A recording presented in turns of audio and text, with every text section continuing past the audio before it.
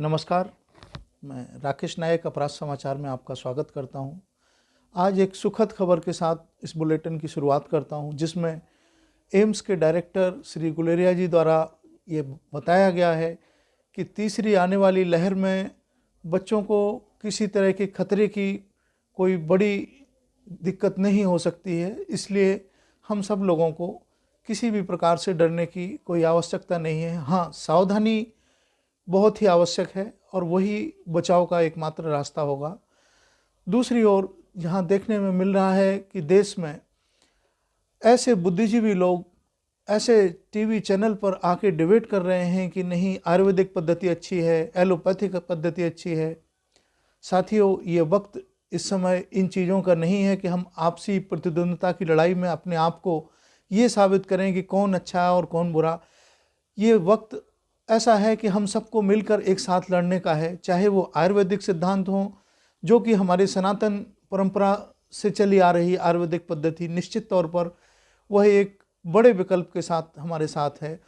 Allopathic को भी यहाँ नकारा नहीं जा सकता, बल्कि हमें तो चाहिए कि यूनानी, होम्योपैथिक और भी जितनी भी पद्धतियाँ इलाज की हो सकती हैं पूरे संसार में, हमें उन सबको अपनाना होगा और सब लोगों को मिलकर एक साथ इस कोरोना महामारी से लड़ाई लड़नी ही होगी।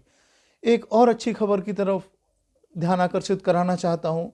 आज उत्तर प्रदेश में गाजियाबाद से एक शुरुआत की है जनरल वीके सिंह, जो माननीय सांसद हैं यहाँ के।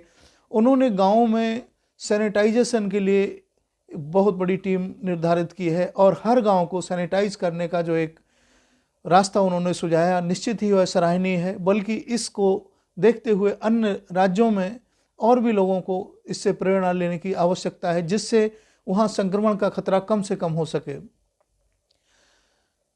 हमें और आपको सबको इस कोरोना की महामारी से लड़ने की आवश्यकता तो है, बल्कि डरने की आवश्यकता कतई नहीं है। हम अपनी पूरी इच्छा शक्ति के साथ इस लड़ाई को लड़ेंगे और जीतेंगे भी। यहाँ एक बात आप और हमारे दोनों के संदर्भ में आपके ध्यानाकर्षित कराना चाहता हूँ। हमारे यहाँ सनातन में श्रीमद् भागवत गीता में बहुत ही सुंदर बातें कही गई हैं, जो आज विचारणीय हैं। श्रीमद् भागवत गीता के अनुसार, क्यों व्यर्थ चिंता करते हो, कौन तुम्हें मार सकता है, ना तुमसे कोई कुछ छीन सकता है, ना ही तुम कुछ लाए थे जो कि तुम कुछ ले जाओगे, किसने तुम्हारा क्या नष्ट कर दिया है। ये सारी चीज़ें गीता हमें सिखाती है। हमें साथ में ये भी संदर्भित करती है, जो हुआ वो अच्छा हुआ, जो हो रहा है वो अच्छा हो रहा है, जो होगा वह भी अच्छा ही होगा। ऐसी स्थिति में हमें हमारे ग्रंथ जो हमें मार्गदर्शक का काम करते हैं, हम मनुष्य हैं, हम भगवान को जिस रूप में भी मानते हैं, हम भगवान के निर्णय के आगे खड़े होकर ये नहीं कह सकते कि नहीं, भगवान ने ये बुरा किया, ये गलत किया, और हम कर भी क्या सकते हैं। इसलिए ज़्यादा अच्छा है कि हम गीता के बताए हुए उद्देश्यों पर चलें, उनके सिद्धांतों का पालन करें, जो स्वयं भगवान श्री कृष्ण जी ने अपने मुख से गीता का वर्णन किया है। दोस्तों, गीता के अंत में एक और बात कही गई है, वो ये कि परिवर्तन तो संसार का नियम है। इस नियम में हम और आप सभी बंधे हुए हैं। सदियों से यह युग समय समय पर इस तरह की परिवर्तनशील घटनाएं होती रही हैं और आगे भी होती रहेंगी।